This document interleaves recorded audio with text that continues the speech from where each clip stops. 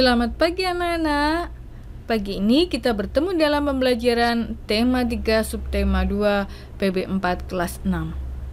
Adapun tujuan pembelajaran kita nanti, yang pertama kalian mampu mengidentifikasi contoh pelaksanaan kewajiban dalam kehidupan sehari-hari. Dan yang kedua, kalian mampu menjelaskan dampak dari melaksanakan dan tidak melaksanakan kewajiban. Dan yang ketiga, kalian mampu mengidentifikasi kalimat efektif. Anak-anakku, mari kita masuki pembelajaran kali ini. Pada pertemuan sebelumnya, kamu telah belajar tentang penemuan jam. Salah satu manfaat dari penemuan jam adalah membantu kita disiplin terhadap waktu. Bagaimana dengan kamu? Apakah kamu sudah disiplin waktu? Anak-anak, pernahkah kalian terlambat datang ke sekolah? Nah, jika tidak pernah, kamu dapat menceritakan pengalaman tidak datang terlambat ke sekolah pada temanmu. Kenapa kamu bisa tepat waktu? Nah, kalian apabila melihat teman datang terlambat ke sekolah, mungkin itu karena beberapa faktor atau beberapa alasan. Nah, untuk itu, bagaimana sikap kita apabila datang ke sekolah supaya tidak terlambat? Di sini, Ibu memiliki sebuah pertanyaan apabila ada kejadian anak yang datang terlambat ke sekolah. Mungkin anak tersebut datang terlambat ke sekolah akibat dari tidur yang larut malam. Mungkin juga belum mempersiapkan keperluan sekolah di malam hari, sehingga di pagi harinya dia tergesa-gesa untuk mempersiapkan keperluan sekolah. Nah, pada saat terlambat, yang dirugikan siapa? Yang dirugikan guru, teman, mungkin juga Pak Satpam sekolah. Nah, apakah ketika terlambat itu sudah mengambil hak teman untuk belajar? Tentu saja, karena teman-teman merasa tidak nyaman. Apakah ketika terlambat itu juga sudah mengambil hak guru? Iya, karena belum melaksanakan karena ia sudah mengambil hak guru untuk mengajar dengan nyaman. Karena anak tersebut tiba-tiba datang terlambat sehingga pembelajaran yang dilakukan oleh guru akan terhenti. Nah, ketika kamu terlambat, kamu belum melaksanakan kewajiban untuk menjadi pelajar yang disiplin. Karena hal ini tidak mencerminkan anak yang disiplin terhadap waktu. Bagaimana supaya tidak terlambat? Caranya yaitu misalkan apabila tidurnya larut malam, jangan mengulangi lagi untuk tidur larut malam. Dan pada malam harinya kita juga mempersiapkan segala sesuatu keperluan untuk sekolah sebelum tidur.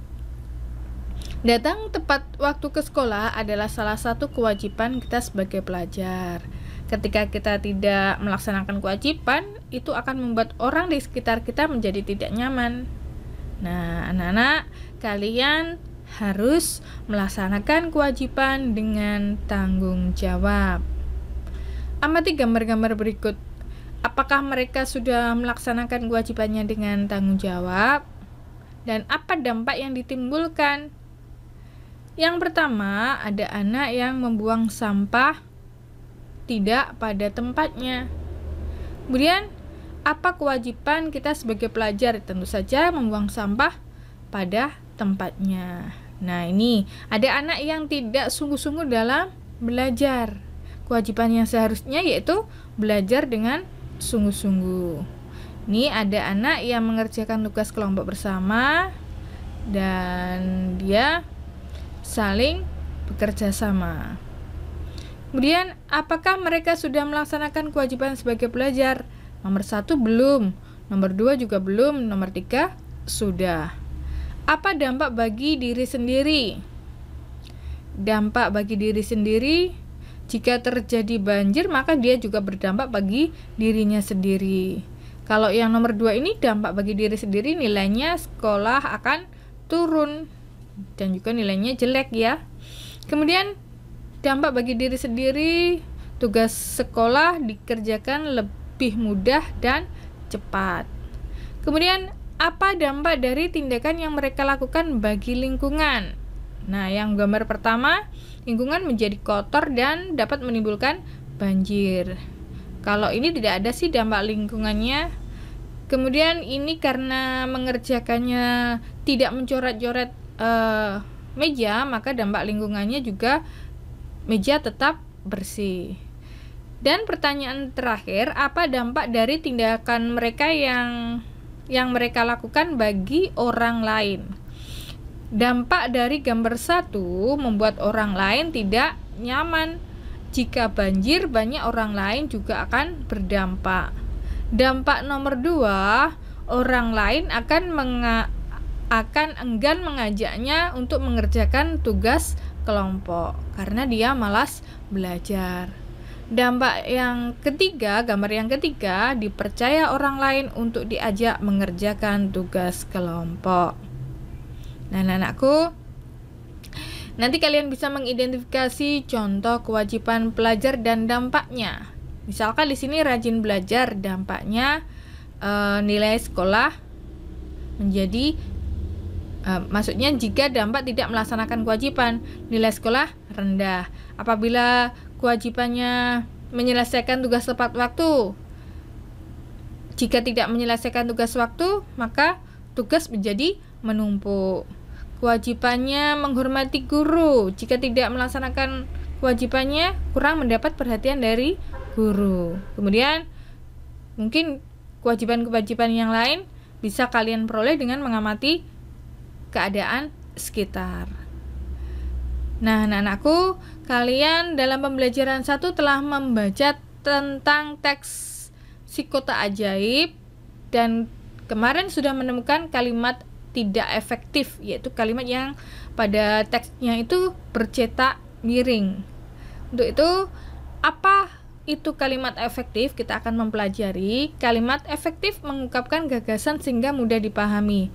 Ciri-ciri kalimat efektif: hemat, tidak menuliskan kata yang bermakna sama. Contohnya di sini, para tamu-tamu duduk di kursi. Perhatikan kata para. Apa makna kata dari para? Perhatikan kata tamu-tamu. Apa makna dari tamu-tamu? Kata para menunjukkan banyak dan tamu-tamu juga menunjukkan tamu yang banyak. Kita dapat menghilangkan salah satu. Efektifnya yaitu menjadi tamu-tamu duduk di kursi atau para tamu duduk di kursi. Jadi kita menghilangkan kata para atau kata satu tamu. Kata tamunya dihilangkan satu menjadi para tamu atau tamu-tamu. Nah, itu anak-anakku, kalian bisa mengubah kalimat tidak efektif menjadi kalimat efektif. Dalam teks si kota ajaib, Ibu akan menampilkan kembali bacaannya. Di sini ada kata yang kalimat yang bercetak miring. Di sini ini, ia adalah penemu yang pada kesempatan itu untuk pertama kalinya menunjukkan bahwa gambar hidup dapat ditransmisikan melalui pesawat yang sekarang dikenal sebagai televisi. Yang bercetak miring, penemu yang pada kesempatan itu dapat pertama kalinya. Ini dapat dirubah menjadi kalimat efektif, yaitu menjadi penemu yang pertama kali. Nah, ini bisa menghilangkan beberapa kata sehingga menjadi kalimat efektif. Penemu yang pertama kali menunjukkan bahwa gambar hidup dapat ditransmisikan melalui pesawat yang sekarang dikenal sebagai televisi. Inilah perubahan menjadi kalimat efektif. Pada contoh yang kedua, ini ada ditemukan di sini. Lalu televisi kemudian terus berkembang. Sudah lalu, kemudian ada kata kemudian. Nah, ini dapat dihilangkan menjadi lalu televisi terus berkembang. Kita perhatikan satu kalimat penuh, seiring dengan perkembangan teknologi, lalu televisi terus berkembang hingga menjadi semakin canggih seperti saat ini. Jadi kata kemudian dihilangkan. Nah, sudah ketemu dua kalimat tidak efektif. Ternyata di sini masih ada yang atasnya, yaitu di depan para bapak-bapak dan ibu-ibu. Nah, sama seperti tadi, berarti dihilangkan kata para. Di depan bapak-bapak dan ibu-ibu. Nah, anak-anakku, itu tadi penjelasan tentang kalimat efektif dan kalimat tidak efektif. Selamat belajar anak-anakku, semoga bermanfaat. Penjelasan dari Ibu, sampai jumpa.